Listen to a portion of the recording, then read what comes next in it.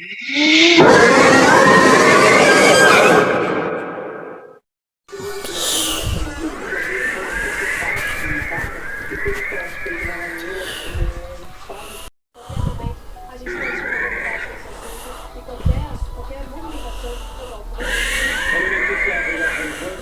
vou fazer mais uma vez o caso do